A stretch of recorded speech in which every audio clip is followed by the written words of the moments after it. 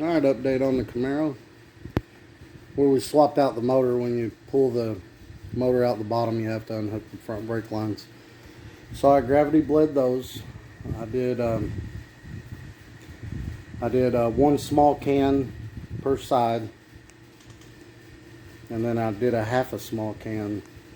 I pumped the brakes up a little, and then I tapped on all the lines and the calipers and all that as it gravity bled.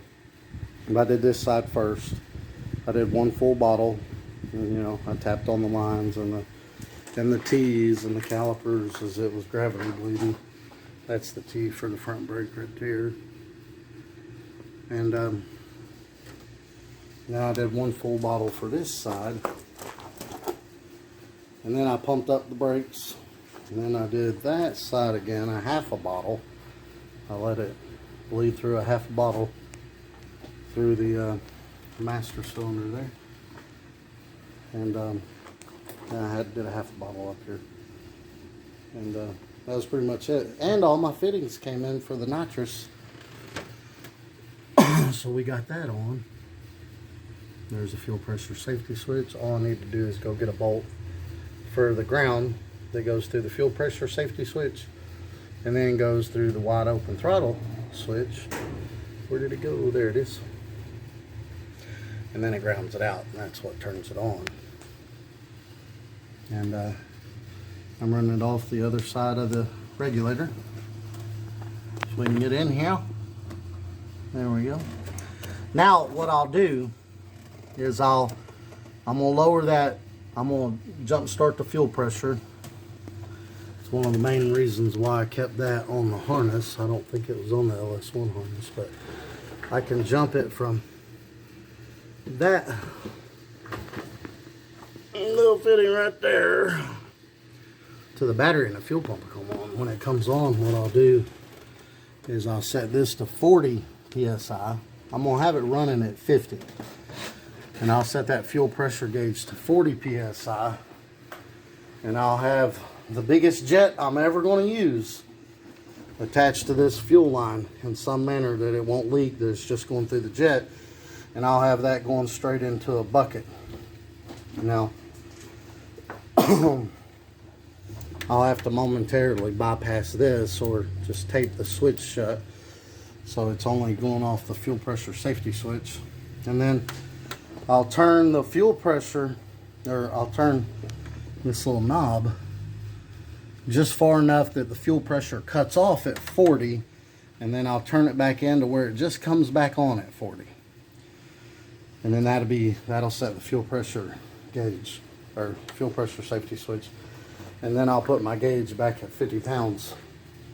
But I'm not going to do that right now because I need a resistor for my VATs, because every time I turn the car on, the alarm goes off. So I'm not going to drive around tuning it with the flashers flashing. Chris took the fuse out of here, so the horn wouldn't go off. The horn was going beep, beep, beep, beep. And the flashers and the dashes flashing, lights, and yeah, just a pain in the butt. So we need to get that resistor to bypass the VATs, because my key don't work no more. And I'm going to do a video on that, and I'll do a video of setting the fuel pressure safety switch also. I've got a purge that goes on this thing, but I don't know how I'm going to run it out here. I mean, that's a bolt-on hood, so it's got that piece on there. I could just go straight out there, because it's going to attach right there. Could go straight out there into the cowl, but where that piece is there, there's no way of it interfering with the hood shutting and closing, so might have to drill a hole under here or something and then go up and go out. I don't know. If anybody has any ideas where I should put the purge at, it would be greatly appreciated. And here's the purge we're going to use. It's this little Nitrous Express. I've had it so long you can't even see the part number. I don't know if y'all can see that or not. 5600. I don't know.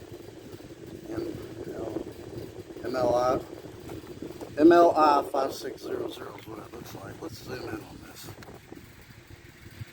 Yeah. Main line. I don't know. I don't know. I don't know what it is. I can't see it good enough. But anyway.